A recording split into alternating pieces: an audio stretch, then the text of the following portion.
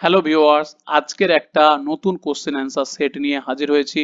নতুন চ্যাপ্টারের জেনারেল সায়েন্সের শব্দ। এই চ্যাপ্টার থেকে গ্রুপ ডি তে অন্তত তো দুটো কোশ্চেন পড়েই পড়ে। তারপরে এনটিপিসি বলো, লোকো পাইলট, জুনিয়র ইঞ্জিনিয়ার, এখানে তো একটা কোশ্চেন আসবেই আসবে। তো সুতরাং আমরা দেরি না করে একদম প্রথম থেকে প্রশ্নে চলে যাব।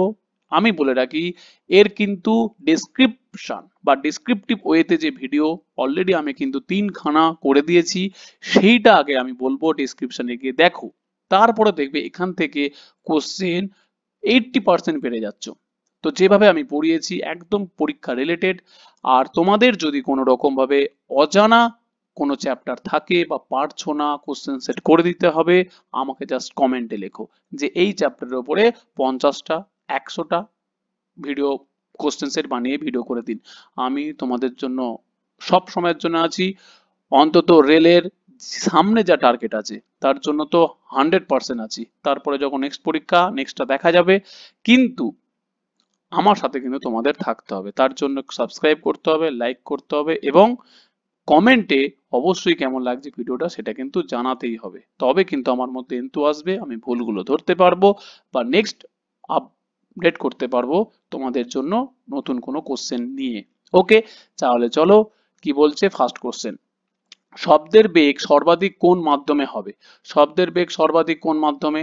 তো এইটুকুনি আমি বলবো, যদি তোমরা চ্যাপ্টার গুলো একটুখানি ভিডিও আকারে যে আমি করে দিয়েছি যেগুলো দেখো, তাহলে কি বলেছে অসুবিধা হবে না।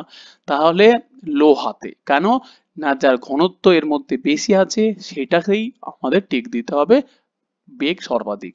25 ডিগ্রি তাপমাত্রায় বায়ুর শব্দের বেগ কত? 343। এবারে আমি বলি, বাংলা যে বইয়ে অনেক সময় দেখা যাচ্ছে 332 মিটার পার সেকেন্ড আছে, কিন্তু অপশনে দেখা গেল 332 আছে, 343ও আছে। তাহলে 343 বা 344 দিতে হবে, কারণ রেল কিন্তু সিবিএসসি বোর্ড ফলো করে। সিবিএসসি বোর্ডে দেখবে 343 44ই থাকে। ওকে, শব্দের বেগ কোনটির ওপর নির্ভর করে?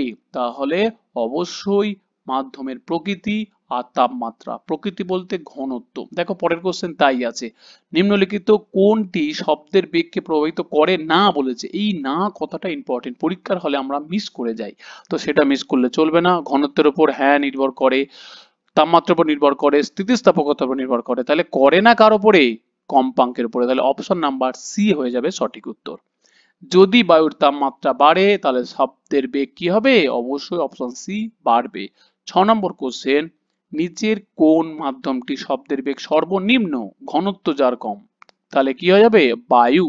তাহলে অপশন নাম্বার সি হয়ে যাবে সঠিক উত্তর। শব্দের গতি কিসের দ্বারা মাপা হয়? সিম্পল জিনিস, কিন্তু গতি বলতে বাবা শব্দের গতি মানে বিশাল ব্যাপার তা নয়, পাতি মিটার পার সেকেন্ড। অনেক সময় খুবই ইজি কোশ্চেন পরীক্ষার হলে কনফিউশন তৈরি করে দেয় যে ভুল করছি না তো, এত সোজা কোশ্চেন দিয়েছে। তো সেটাও কিন্তু করলে চলবে না, কনফিডেন্সের সাথে পড়বে, এমন সোজা হলেও করবে, কঠিন হলেও করবে। নিম্নলিখিত কোনটি শব্দের বেগকে প্রভাবিত করে না? তাহলে কম্পাঙ্কই হবে। কোন মাধ্যম শব্দ পরিবহনের ক্ষেত্রে একেবারে অক্ষম? একেবারে অক্ষম মানে কি? শব্দ প্রভাবিত হবেই না। শূন্য মাধ্যমে। অপশন নাম্বার ডি হয়ে যাবে সঠিক উত্তর। শব্দের প্রতিধ্বনি ঘটে যখন শব্দ কি হবে? অবভিয়াসলি প্রতিফলিত হবে। শব্দ প্রতিফলিত হয়ে আবার আমাদের কানে আসবে, তখনই প্রতিধ্বনি হয়। কোন পৃষ্ঠ থেকে প্রতিধ্বনি ভালো হবে? সিম্পল ব্যাপার, কঠিন এবং মসৃণ। কঠিন যত হবে তত তো কি হবে না, শব্দ তো শোষিত হয়ে চলে যাবে। কঠিন হলে রিফ্লেক্ট হবে, মসৃণ হলে কি হবে? সম্পূর্ণভাবে আলোটা, আলোটা বলছি কারণ শব্দটা, আর আলো অ্যাকচুয়ালি, আলোর প্রতিফলন যা শব্দের প্রতিফলন অ্যাকচুয়ালি তাই। তো আলো যখন পড়াবো তখনও দেখবে প্রতিফলনটা নিয়ে ভালো করে ডিসকাস করব। কোনটি প্রতিধ্বনির বাস্তব ব্যবহার? সোনার প্রযুক্তিতে গভীরতা মাপা হয়। এখন আমি তোমাদেরকে দিলাম সোনারের ফুল ফর্মটা কি, আমাকে কিন্তু কমেন্টে অবশ্যই কিন্তু যারা দেখছো জানিও সোনারের ফুল ফর্মটা কি। 13 দাগের প্রশ্ন কি বলছে? প্রতিধ্বনি শুনতে কত দূরত্বে প্রতিফলক থাকা প্রয়োজন?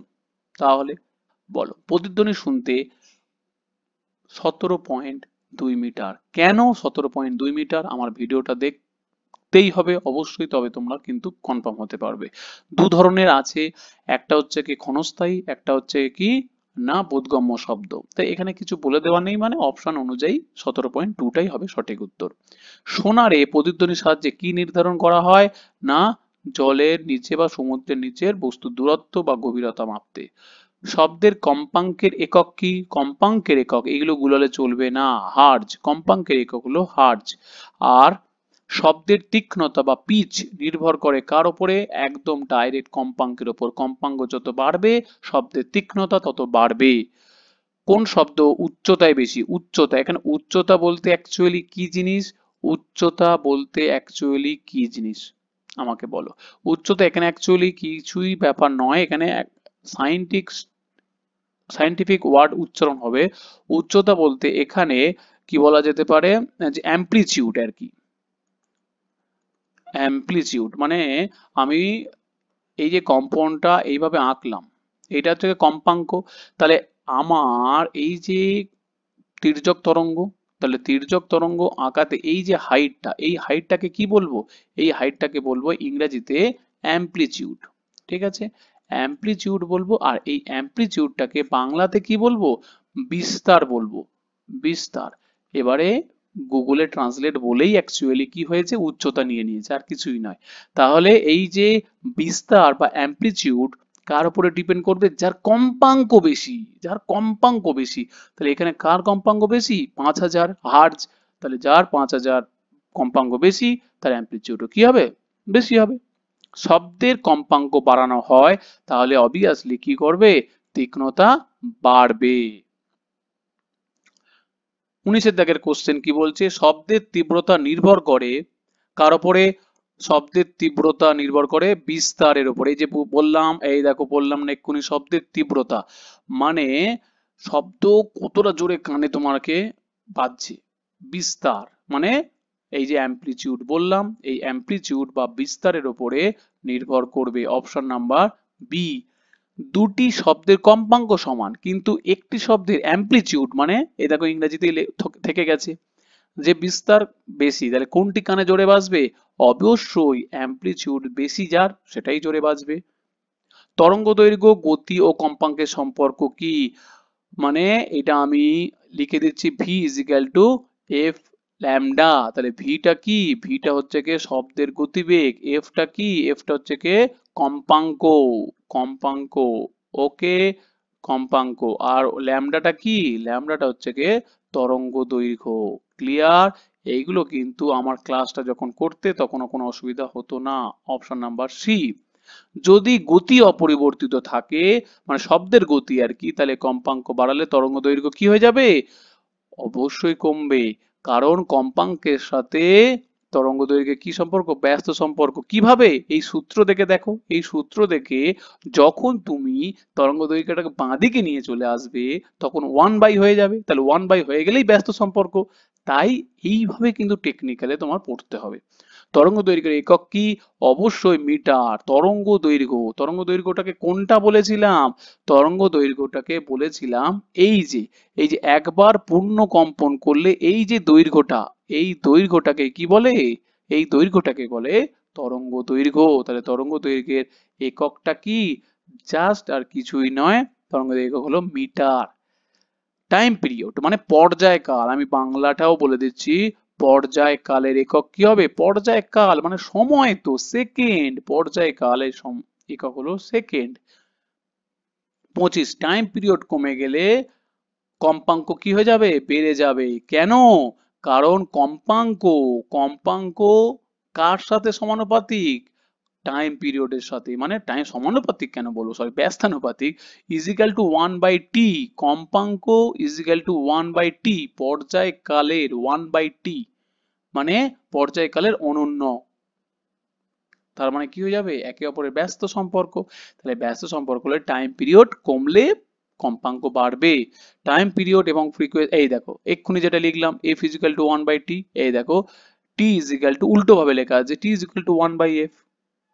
ওকে, কোন শব্দের পর্যায়কাল সবচেয়ে বেশি? পর্যায়কাল, পর্যায়কাল সবচেয়ে বেশি। দেখো কোশ্চেন তুমি থিওরি পড়লে, থিওরি পড়ার পরে তারপরে যদি তোমার মধ্যে যদি কোনো কনসেপ্ট যদি মুখস্থ করে যাও, করতে পারবে না। এক্ষুনি কি বললাম, ব্যস্ত সম্পর্ক। ব্যস্ত সম্পর্ক মানে কি? মানে হলো পর্যায়কাল বেশি, মানে কম্পাঙ্ক যার কম, কম্পাঙ্ক যার কম পর্যায়কাল তার বেশি। তাহলে এই অপশনের মধ্যে পর্যায়কাল কার কম? দেখো, কম্পাঙ্ক কার কম? কম্পাঙ্ক হচ্ছে 20 হার্জ। তাহলে যার কম্পাঙ্ক বেশি, সরি, যার কম্পাঙ্ক কম পর্যায়কাল তার বেশি। ব্যাস। যদি কম্পাঙ্ক 50 হার্জ হয়, টাইম পিরিয়ড কি হবে? টাইম পিরিয়ড কি হয়ে যাবে? 1/50। Time period is equal to 1/f। তাহলে 1 বাই হলে 1/50, 1/50 হলে কি হয়ে যাচ্ছে? 0.02 সেকেন্ড। 28 দাগের দেখো, 28 দুটো কোশ্চেন এক হয়ে গেছে। বলছিলাম 28, এখানেও 28 বাংলাতে হয়ে গেছে, কিন্তু ঠিক আছে। শব্দ তরঙ্গ কোন ধরনের তরঙ্গ? অনুদৈর্ঘ্য তরঙ্গ। আলো তরঙ্গ কি? তির্যক তরঙ্গ। কারণ শব্দ পড়াতে গেলে তরঙ্গ পড়াতে হয়, তাই এখান থেকে তরঙ্গেরও কোশ্চেন থাকে। তির্যক তরঙ্গে কণাগুলি কিভাবে তরঙ্গের দিকে লম্বভাবে 90 ডিগ্রিতে কম্পিত হয়। ওকে। আর অনুদৈর্ঘ্য তরঙ্গ কি হয়? সংকোচন ও বিস্তার বা তনুভবন। আর মানে সায়েন্টিস্ট মানে সায়েন্টিফিক যদি ল্যাঙ্গুয়েজ ইউজ করি, তাকে কি বলে? তাকে বলে তনুভবন আর ঘনীভবন, মানে সংকোচন আর বিস্তারের মাধ্যমে। নিচের কোনটি তির্যক তরঙ্গের উদাহরণ?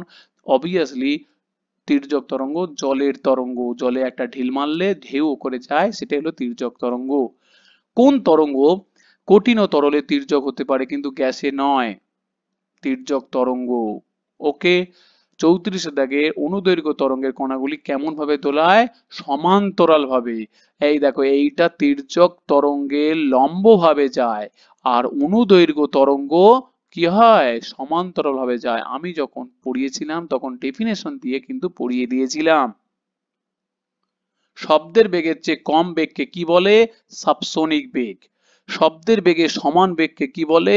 সনিক বেগ। শব্দের বেগের চেয়ে বেশি বেগকে কি বলে? সুপারসনিক বেগ। হাইপারসনিক বেগ কি বলে? শব্দের বেগের 5 গুণ বা তার বেশিতে গেলে হাইপারসনিক বেগ। নিচের কোনটি হাইপারসনিক বেগের উদাহরণ? কিছু ক্ষেপণাস্ত্র যে যুদ্ধের জন্য, সেটাই হচ্ছে হাইপারসনিক বেগে যায়, শব্দের থেকে 5 গুণ বেশি গতিতে।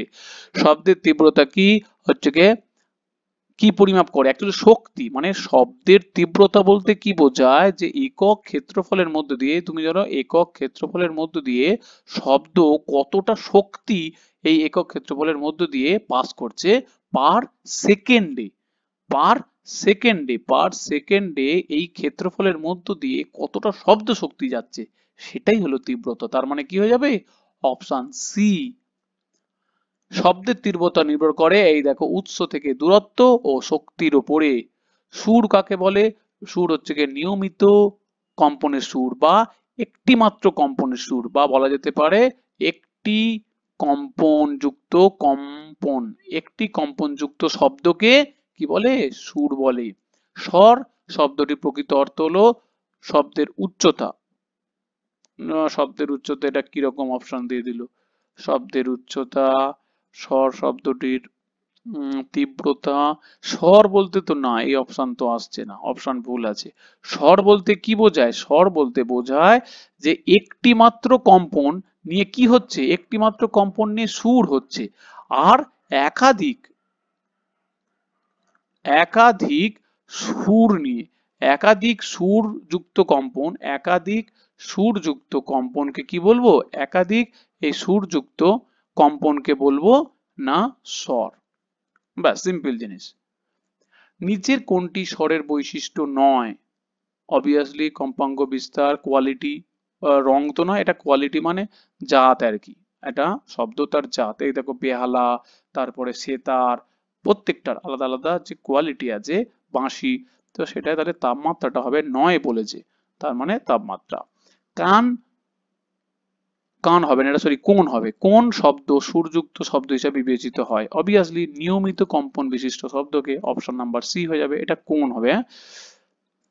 সমমেল কিসের উপর নির্ভর করে?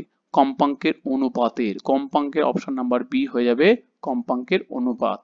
শব্দের প্রাবল্যের একক কি? 47 দাগের question, option number C, decibel. সাধারণ শব্দ দূষণের মাত্রা ডেসিবেলে হলে কত ক্ষতিকর ধরা হয়? 80 ডেসিবেল হলে ক্ষতিকর। আর মানুষের সহনশীল যে ডেসিবেল সেটা কত? 60 ডেসিবেল। আর রিভারবেরেশন বা অনুরণনটা কি বলতে বোঝায় না, শব্দ তরঙ্গের প্রতিফলনের ফলে ঘরের মধ্যে শব্দের পুনঃ যে হয় আর কি, মানে পুনঃ হয় বলতে বারবার শোনা যায় কোনো হল ঘরের মধ্যে, সেটাই হয়ে যাচ্ছে কি অনুরণন। ওকে, এই পর্যন্ত তাহলে আজকের 50টা কোশ্চেন।